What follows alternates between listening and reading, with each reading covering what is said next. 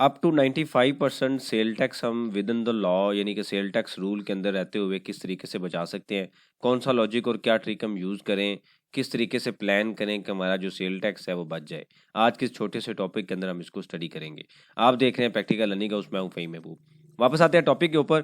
तो ये मैंने एक आपके सामने एग्जांपल ली है जिसमें ये एक किसी भी आप कंपनी के जब हम फाइनल अकाउंट्स बनाते हैं, बिजनेस के बनाते हैं, तो उसमें सेल भी होती है, कॉस्ट ऑफ सेल भी है, फिर जीपी आता है, फिर एक्सपेंसेस आते हैं। सैलरी के ऊपर हम ऑलरेडी एक लेक्चर देख चुके हैं जिसमें हमने 10% सेविंग और 24 डिफरेंट तरह के जो एडवांस टैक्सेस हैं वो डिस्कस किए हैं। वो आप देख लें, उसमें मैंने बताया हुआ है किस तरीके से हम टैक्स बचा सकते हैं। रेंट के ऊपर भी हम डिस्कशन कर चुके हैं कि किस तरीके से रेंट चार्ज होता है 1.5 मिलियन तक, या इससे कम रेंट अगर अदर देन कंपनी पे कर रही है तो विद होल्डिंग नहीं होगी, यानी कि आपने विद हेल्ड नहीं करना। ये भी लेक्चर हम देख चुके हैं। आज जो हमारा डिस्कशन का पर्पस होगा वो होगा कैरेज लॉजिस्टिक के ऊपर। कि मोस्टली ये होता है कि स्मॉल बिजनेस में भी और जो लार्ज सेटअप के बिजनेस है उसमें अंदर जो कैरेज या लॉजिस्टिक की कॉस्ट एक बड़ी कॉस्ट है जो तकरीबन 6 to 10% तक टोटल एक्सपेंसेस यानी कि जो रेवेन्यू की परसेंटेज होती है, जो कि एक बड़ी अमाउंट है, बड़ी कॉस्ट है। अब इसके अंदर होता ये है, जो सबसे बड़ा इशू है, अगर मैं एक छोटी सी एग्जांपल लूँ, किसी भी एक आइडिया है जिसको आप किसी भी बिजनेस में फ्लोट कर सकते हैं, तो इस वजह से इसको केयरफुली देख लीजिएगा कि हम किस तरीके से टैक्स को बचा सकते हैं। फॉर एग्जांपल कोई एक बिजनेस है, उसमें मंथली आपको एवरेज 10 मिलियन की कैरेज की इनवाइस आती है। मतलब आपका एक बिजनेस मॉडल ही ऐसा है कि कोई कस्टमर जब चीज़ सेल करता है, आपसे परचेज करता है, तो आप उसको डिलीवरी देते हैं। मतलब आपके वेयर हाउस से डायरेक्ट कस्टमर के एड्रेस पे या जो डिस्ट्रीब्यूटर है, होलसेलर, रिटेलर है, उनकी शॉप पे आता है। तो 10 मिलियन तक की एवरेज आपकी मंथली जो इनवाइस है वो कैरेज कंपनी की तरफ से, लॉजिस्टिक कंपनी की तरफ से आपको आती है। तो अभी हम ये ज्यूम करते हैं कि अभी जो 15-15% जो रेट है पीआरएम यानी कि पंजाब के अंदर रेट अप्लाई होता है, तो अगर आप 10 मिलियन का 15% लें तो ये अमाउंट बन जाएगी 1.5 मिलियन। अब ये जो पीएसटी है जिसको हम बोलते हैं पीएसटी, ये वैसे तो एज ए इनपुट यूज होता है, लेकिन ये हमारे लिए क्लेमेबल इनपुट टैक्स नहीं होता। नंबर वन, इसमें दो इश्यूज हैं। एक तो ये है पीआर एक डिफरेंट बॉडी है और एफबीआर एक डिफरेंट बॉडी है, तो ये क्रॉस बॉर्डर है। अभी तक जो सिस्टम आईआरएस है वो सही तरीके से लिंक नहीं हुआ। कुछ केसेस में इनवाइसेज अपीयर होती हैं, कुछ केसेस में नहीं होती। तो लिहाजा ये जो इनपुट है वो वैसे भी हम इसको क्लेम नहीं कर सकते। मतलब ये है कि ये हमारे लिए क्या होगी, कॉस्ट का पार्ट है। तो हमारे लिए जो कॉस्ट है वो 10 मिलियन नहीं होगी, वो 10 मिलियन प्लस 1.5 मिलियन, यानी कि ये जो सेल टैक्स की वैल्यू है पीएसटी की, वो भी ऐड होगी। अब क्वेश्चन ये है कि भाई मैंने तो कोई चीज़ अगर सेल टैक्स पे किया है, तो हम एक लॉजिक पढ़ते हैं कि जैसे हम output tax minus input tax लेते हैं तो हमारे पास एक पेबल की फिगर आती है। इस केस में हालांकि हम परचेज के ऊपर पे कर रहे हैं, यानी सब्सिडी रेंडर ले रहे हैं, कर रहे हैं, और उसके ऊपर हम पे कर रहे हैं, लेकिन ये जो 1.5 मिलियन है हमारे लिए कॉस्ट का पार्ट है, तो ये इनडायरेक्टली तो हमारे जो एक्सपेंस है वो बढ़ जाएगा। अब क्वेश्चन ये है कि हम इसको कैसे बचा सकते हैं। ये बेसिकली लॉजिक है जो भी हम समझने लगे हैं। इसको आपने सिंपल ये करना है, देखिए कोई भी काम है अगर आप विद इन द लॉ रह के करेंगे तो ऑब्वियसली उसके ऊपर आपको एफर्ट करनी पड़ेगी। विदाउट एफर्ट वो सेविंग नहीं हो सकती। तो सबसे पहला आपने क्या काम करना है कि नॉर्मली जब लॉजिस्टिक या कैरेज कंपनी के साथ आपका एग्रीमेंट होता है तो उसमें दो पार्ट होते हैं। नंबर वन क्या होता है, जो फ्यूल की कॉस्ट होती है ना, उसको वेरिएबल रखा जाता है। फ्यूल कॉस्ट प्लस एक पर किलोमीटर रेट डिसाइड किया जाता है, जो कि व्हीकल की डेप्रिसिएशन या उसकी जो कैपेसिटी है उसके मुताबिक डिसाइड किया जाता है। तो फॉर एग्जांपल हम ये कहते हैं कि ये जो रेट इन दोनों को जमा करके ना आपका 70 रुपीज़ पर किलोमीटर आपका जो रेट है वो डिसाइड हुआ है। अब होता क्या है कि जब भी लॉजिस्टिक कंपनीज, ऑब्वियसली उन्होंने गाड़ी में जब कोई स्टॉक डिलीवर करना है तो फ्यूल तो उसमें ऐड करना है। तो आप ये दो पार्ट है, यानी कि एक फ्यूल का पार्ट है, एक वेरिएबल पार्ट है, एक फिक्स पार्ट है। इस वेरिएबल पार्ट को आप कन्वर्ट करें स्मार्टली। किस तरह कन्वर्ट करें कि आप उनको किसी भी कंपनी का, जैसे पीएसओ है, जैसे टोटल है, या इसके अलावा कोई भी दूसरी कंपनीज है, उन कंपनीज के साथ आप एक एग्रीमेंट करें, या अगर आपने किया हुआ है तो उनसे आप एक कार्ड लें, यानी कि फ्यूल कार्ड, जो कि अभी काफ़ी इन है और हर एक कंपनी इशू कर रही है, वो कार्ड लें और आप उनके साथ एक प्लान करें जो लॉजिस्टिक कंपनी है। प्लान किस तरीके से होगा कि आपका एवरेज बिजनेस है 10 मिलियन।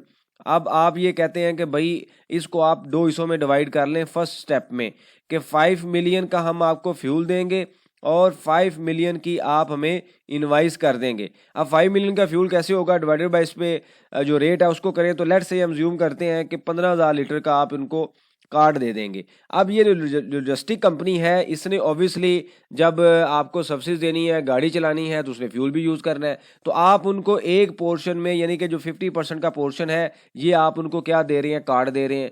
अब आप उनको ये कहेंगे, अब अच्छा जब आप कार्ड उनको देंगे तो आपने जब पेमेंट करनी है, लेट्स से टोटल कंपनी को आप पेमेंट करते हैं, तो उनके लिए भी रेट फ्यूल का यानी कि डीजल का वही है और आपके लिए भी वही है।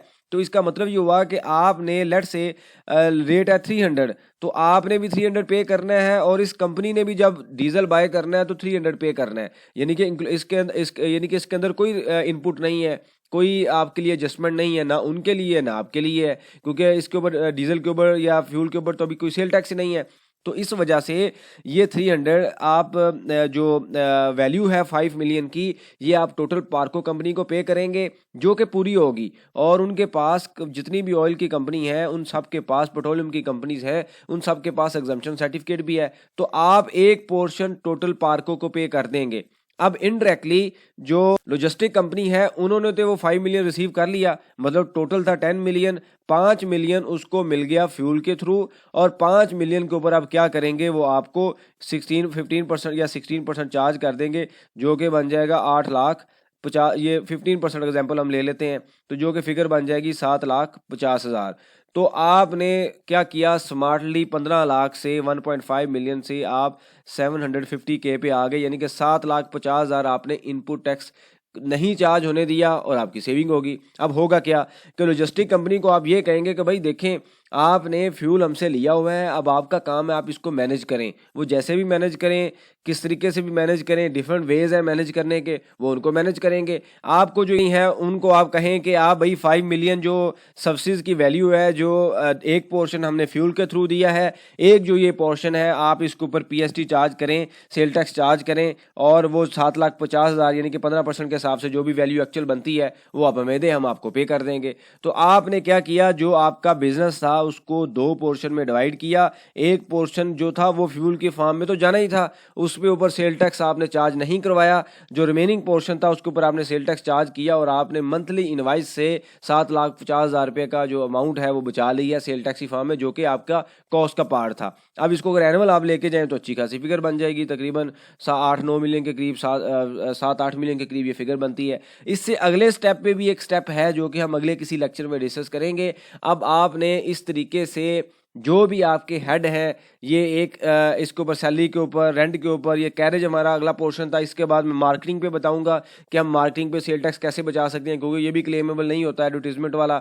और अदर एक्सपेंसेस हम किस तरीके से रूल के अंदर रहते हुए स्मार्टली इन चीज़ों को मैनेज करेंगे। देखिए, मैं फिर वही बात बता रहा हूँ कि ये हर बिजनेस के ऊपर हो सकता है अप्लाई ना हो, लेकिन अगर आपने कुछ सेविंग लेनी है तो आपको आउट ऑफ द बॉक्स जाके सोचना पड़ता है, आपको कोई चीज़ अनकम्फर्ट होना पड़ता है, आपको चीज़ें मैनेज करनी पड़ती हैं, फिर जाके आपको सेविंग मिलती है। बैठे बैठाए अगर आप कहेंगे जी मैं सेल टैक्स नहीं पे करूंगा, वो तो आप ना पे करें, वो विद इन द लॉ नहीं है। लेकिन अगर आप इस तरीके से स्मार्टली चीज़ों को ऑब्जर्व करें, उसको प्लान करें, और उसके बाद उनके ऊपर प्रोसेस, जो आपका प्रोसेस फ्लो है उसको चेंज करें और इम्प्लीमेंट करें, तो आप विद इन द लॉ रह के इस टैक्स को बचा सकते हैं। अब आपके जहन में क्वेश्चन ये आ सकता है कि भाई जो लॉजिस्टिक कंपनी है वो क्या करेगी। भाई उनका इशू है, जो मर्जी करें, आप उनको पुश करें कि भाई आप इस तरीके से, मैनी डिफरेंट वेज हैं जो मैं यहाँ पे नहीं बता सकता कि हम कैसे मैनेज कर सकते हैं। बहुत से तरीके हैं जिस तरीके से वो मैनेज कर सकते हैं, यानी कि फ्यूल की फॉर्म में, जो फ्यूल कंजम्पशन की फॉर्म में बहुत से तरीके हैं। पर्पस ये है कि आपके ऊपर जो सेल टैक्स है वो आपने विद इन द लॉ रह के उनको ये कहा कि भाई आप हमें वो जो फ्यूल का पोर्शन है हम आपको कार्ड के थ्रू देंगे, आप रिमेनिंग जो किलोमीटर का आपका रेट है वो आप चार्ज करें 50%, इसको आप 70 कर सकते हैं, 80 कर सकते हैं, लेकिन कैसे करेंगे 50 से ऊपर जाने के लिए मैं आपको एक डिफरेंट लॉजिक बताऊंगा, जो कि अगले किसी लेक्चर में हम डिस्कस करेंगे कि क्या एग्रीमेंट करना पड़ेगा लॉ के मुताबिक ताकि हम 50 से अबव जा सकें और अपनी ट्रांजैक्शन को जस्टिफाई कर सकें। क्योंकि हमने ये कैरेज की ट्रांजैक्शन भी तो जस्टिफाई करनी है ना, कि मैंने अगर फ्यूल दे रहा हूँ या इनवाइस के साथ 50% पेमेंट कर रहा हूँ तो उसके पीछे क्या, या इससे ज़्यादा कर रहा हूँ तो इसके पीछे क्या रीज़न है। तो लिहाजा 50% एक रीजनेबल है। इससे ऊपर जाने के लिए हमें कुछ सेपरेट डॉक्यूमेंटेशन करनी पड़ेगी, जो किसी फ्यूचर में किसी लेक्चर में हम डिस्कस करेंगे।